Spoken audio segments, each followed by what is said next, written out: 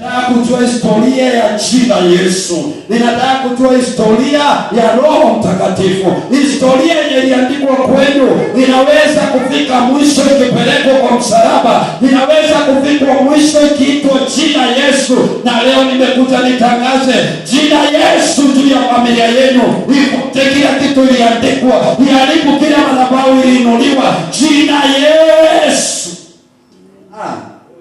Nilitarajia amen. Bwana Yesu asifiwe. Leo unaishi maisha yenye hujui ni kama ni yako ama ni yana.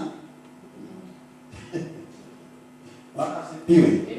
Kwa sababu hapa kuna watu leo wanastahili wakuwa wanaishi maisha mazuri. Lakini ni nini iliandikwa kwa maisha yako? Ni nini litajwa kwa maisha yako? Ni malango gani mlielekezwa wakati ilifunguliwa? Hii milango ilifunguliwa inaleta shida kiasi gani kwa maisha yenu? Hello. Hapa kuna mtu aliandika hii familia isiende. Hapa kuna mtu aliandika hii familia ikuwe ya umasikini mpaka wamalize.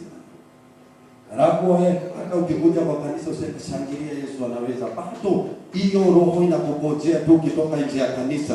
Inasema si umemalizana huko. Acha tukutane na wewe. Leo tunaipeleka kwa msalaba. Leo tunaipeleka kwa jina Yesu.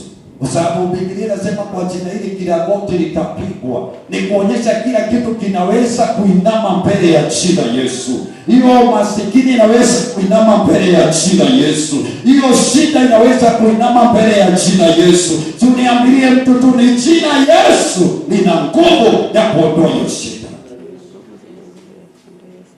Leo unaweza enda kwa benki na ukope pesa, lakini haitaondoa shida yako. Wengine wamekopa, wamebakia wakichota magari na ploti.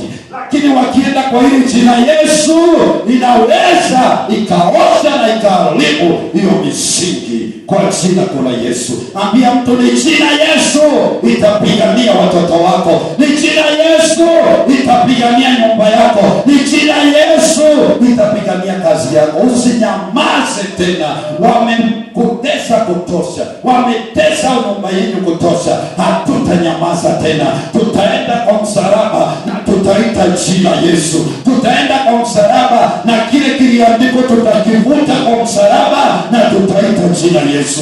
Ambia ni jina Yesu. Jina Yesu. Hello.